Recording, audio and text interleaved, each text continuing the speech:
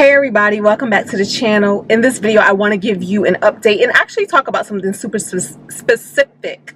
I'm Tanisha, this is Fun and Budget, and in this video we are going to talk about the fact that my tenant won't let me in. Let's talk about the details.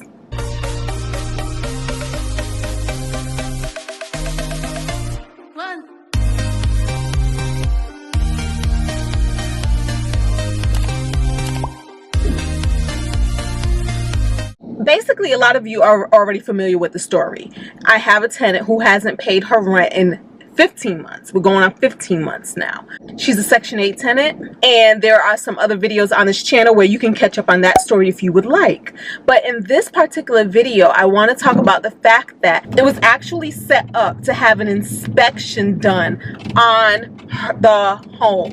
I'm not even going to call it her home, on my home that she is currently occupying.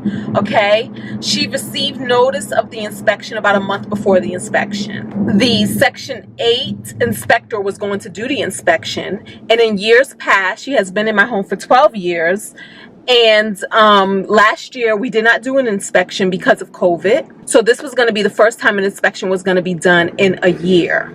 In all the years past, I have always attended the inspections. And it's funny because, all right, with Section 8, they give the owners the option of attending, but you don't have to. But I always did because, believe it or not, I do consider myself a more hands-on landlord. I like to know what's happening. I like to know what problems or issues are being seen, and I like to be there to provide more story. Like, for instance, with Section 8, once they do an inspection, they will divvy up the things that they find wrong, and they will say, this is what the landlord is responsible for, and this is what the tenant is responsible for.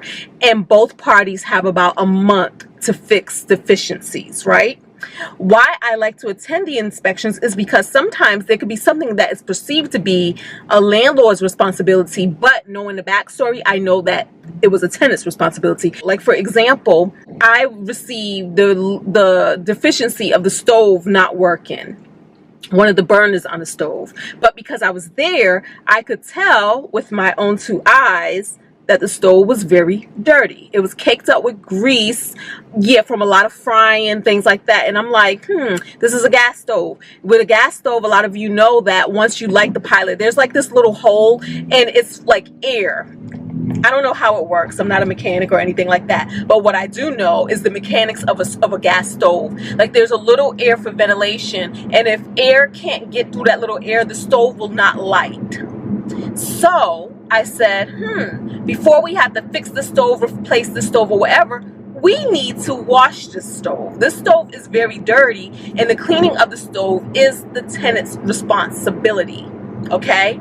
And so that was agreed upon, and sure enough, stove was cleaned and it worked. That was the problem. So once again, had I not been there, it would have just been looked at that this is a stove that is malfunctioning, when in fact it wasn't. It was a stove that just wasn't properly being cared for and just needed a good old-fashioned scrubbing. You need to clean after you cook. When grease splatters, clean that stuff. It doesn't just sit there and cake up like it's part of seasoning and ingredients. So that's what that was, right? So I say all of this to say, now that we're going through what we're going through with the tenant not only not paying rent for the past year, over a year, but also no longer being responsive to me, the landlord, I would reach out to her with no response in an effort to communicate. When she would reach out to me via text message, I would then be like, oh, obviously she's available, and I would take it at that moment to give her a ring. To no avail, she would not answer, and then eventually the phone would start going straight to voicemail, meaning that I would call and it would go straight to voicemail, which led me to believe she had me blocked. So because of that, it was decided that it's best that I not engage with this tenant as much as possible. Like, just don't engage. So therefore, I hired another outside property management firm to assist me, and they were going to go in and conduct the inspection for me. So on the same date that the Section 8 inspector was going to do the inspection, so was my personal inspector, who I am paying money to go in and do this inspection as well. And I made sure I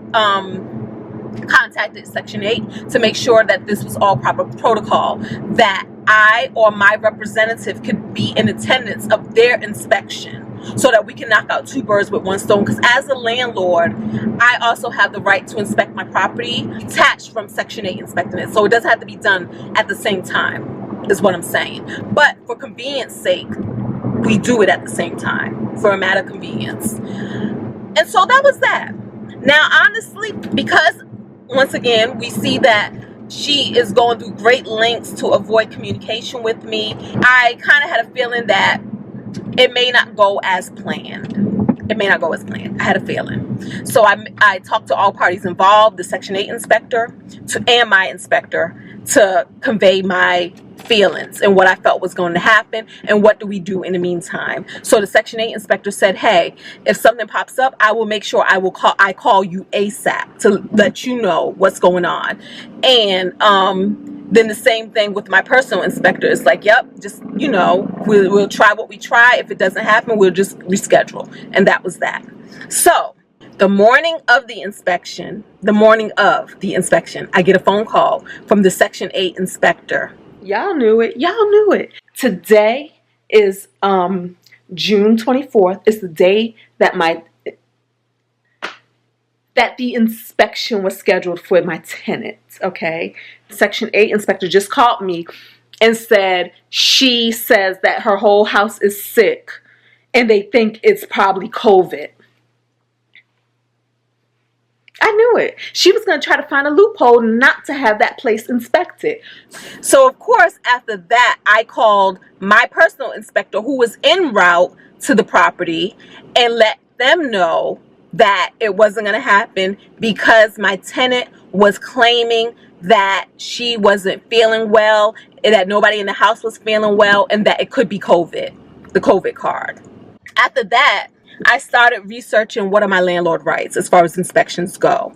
However, this morning, what a pleasant surprise when I seen a YouTube clip from Dave Ramsey with the same title of the same issue that I am going through. My tenant won't let us in due to COVID-19. And I say, yes, yes, yes, I have to listen to this because now I am about to get some answers, something I can do. I'm going to be given some good advice that I could use. So let's listen to this together. My husband and I have a rental property in South Carolina that we would like to sell. It currently has renters in it. Their lease is up in December. And our property manager is telling us that due to COVID, the renters do not have to let anyone into the home. I think I would go to an endorsed local provider, like I was just talking about at Ramsey Solutions, and find one of those in the areas. I don't know anything about the current status of COVID restrictions in South Carolina, but I'm calling BS. I was going to say, is that even legal? Like, can they even do that? Does your lease not have the right to inspect the property? I would have to read it. I think you have a wuss for a property manager. Okay. But I do have the spiritual gift of cynicism, so I might be wrong, okay? But I'm first calling that because I'm kind of like old school. Like if I own a house, I like to go in at any time I want within reason. They have the right under the law of what's called quiet enjoyment, meaning I don't get to harass them. But for them to stiff arm you, call COVID when there's not really a COVID problem at their house, I'm just thinking this is a bunch of crap. So I think your ELP, a good real estate agent who would have an incentive to help you sell the house, could probably give you more accurate information. You may need to fire your property manager. Okay. That would make me frustrated? Yeah, I'm approaching angry? Yeah, approaching angry. But if they're just being butts and using COVID to be a butt, then I can help you with your butt problem. You know, I'll remove your butt, right? And so that's a possibility. It just doesn't make sense. Now it could be South Carolina has some crazy butt. You're just sticking with the theme here. We're just staying with it. Yeah, but regulation on the books, right? It's possible. Yeah. But I mean, we most places had like moratoriums on eviction last summer. For a while. Some areas have got more lengthy moratoriums on eviction. We had one in our area that lasted for, 90 days or something. Mm-hmm. And I had one tenant go crazy, start beating his wife and all this. She had to leave. I had to get him out of there because I don't deal with people like that very well. I don't have any tolerance for that kind of white trash. And so it's an expensive house. But anyway, I couldn't get him out because I was thinking COVID moratorium on evicting people. But it had nothing to do with COVID. It had to do with he was an idiot. Right. So, but anyway, still idiots were protected too under it. So, that's the kind of stuff runs through my head. Tracy as a landlord for 30 years. But for them to give you zero access, No. Well, hopefully an ELP will help her, and then she can get it sold and not have this long-distance rental and not have to deal with it anymore. There we go. All right, guys. So there you have it. He told us absolutely nothing. Everything Dave Ramsey said was based off of emotions, and it was encapsulated in the language of a third grader. Wacky, but I mean, I don't know. So he might as well have been somebody in my comments, just basically giving a bunch of generic information off of emotions, and he said everything we already know. Of course we know that it ain't right, that they should not be able to just say whatever excuse they have to not let somebody come in and either inspect, or in this lady's case, take pictures, things like that, and they're blaming it on COVID. Here's the thing. We are all in uncharted territory. This country is in uncharted territory. We haven't been here before with COVID, with the pandemic. We have companies, we have organizations that spent the past year writing up new laws, new rules, new memorandums to navigate how do we coexist in the land of something of an epidemic, of a pandemic, of something that most people are afraid that they or family members could lose their lives from, right?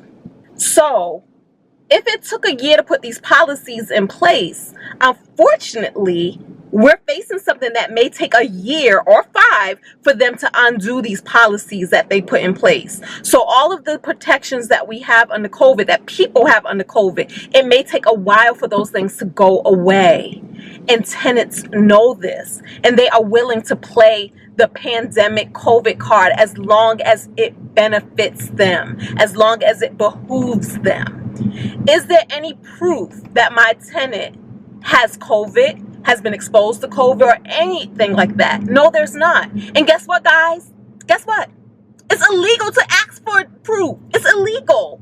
It's illegal to delve into somebody's medical records, to ask them to share with you their medical status. That's why when we had the whole mask thing and people will go in and they say that they can't wear a mask because of health reasons, by law, they were not required to disclose those reasons by law.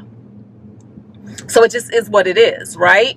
But I guess what I was hoping from Dave Ramsey, I was hoping that he could give us some real advice that we could use, real advice, baby steps perhaps, right?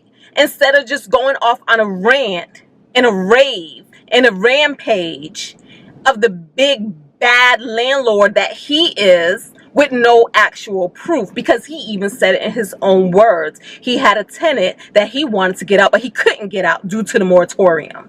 So how did that story end? Did he get out? Did he not get out? Or is it the fact that Dave Ramsey is so out of touch because he really doesn't have hands-on experience with these things anymore? He has people, he has teams in place to handle these things for him. Yet he gets on the radio and gives advice as though he's speaking from first-hand experience.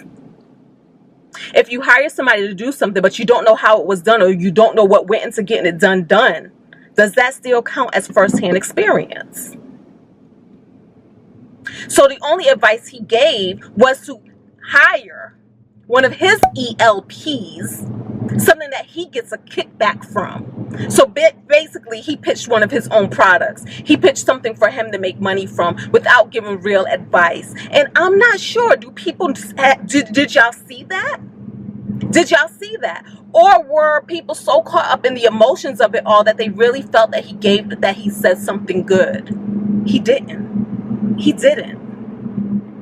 So let's finish this conversation when I get home. We're here. All right, so as far as I'm concerned, in my property, first of all, one of the things that you have to do is you have to research what your rights are in your state, city, / county that your property is in. Okay, that's the first thing to do. I would say once you get smart on that, it gives you another course of where you might want to do, or what you might want to do next. Because trust me, tenants' rights is a real thing, and harassment is a real thing. So you never want to cross the line of what could be deemed harassment. Just because it's our property doesn't mean that we have the right to do whatever we want. That includes take the doors off. We cannot take doors off, y'all. All right? So in Maryland, Notices and entry under Maryland law goes a little something like this. Required notice before entry. There's no statute. Entry allowed with notice for maintenance and repairs, not emergency. There's no statute. Emergency entry allowed without notice. There's no statute. And entry allowed during tenant's extended absence. There's no statute. Now, because there's no statute doesn't mean that there aren't any rights. The thing about it is this. The tenant has a reasonable right to privacy. That is that the landlord does not have the right to enter the premises at any time for any reason. If the landlord does this, the landlord could be found guilty of trespassing. Okay? Now, with that being said, the landlord has some rights too. The landlord has a right of reasonable entry for such purposes as to inspect the premises, make repairs, and show the premises to prospective tenants.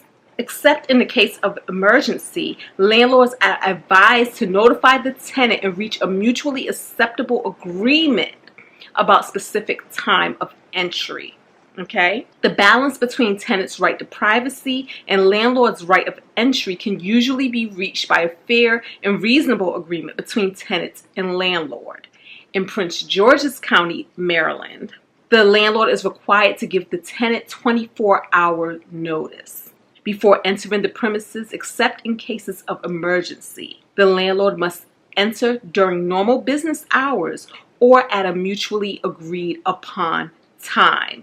And this is according to Prince George's County Code 13-155. Okay, so like I said, you have to get smart on these things, because the first thing I read you was a generic under Maryland law, but as you see, when we get to county to county to county, it can actually break down a little further, and the county law could override the state's law. Okay, so you really want to be careful about these things. So while I really do wish that Dave Ramsey could have gave some more practical guidance, some actionable guidance, some real guidance that we could really use, unfortunately, he did not.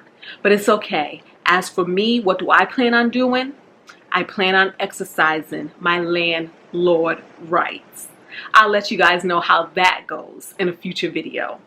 Until the next time, guys, thank you so much for watching. Don't forget to thumbs up, subscribe if you want to stay abreast of what's going on in this situation, or just to learn the things that I'm learning along the way with wealth, with landlording, with entrepreneurial shipping, with just being mindful and responsible of the money that we bring into our lives.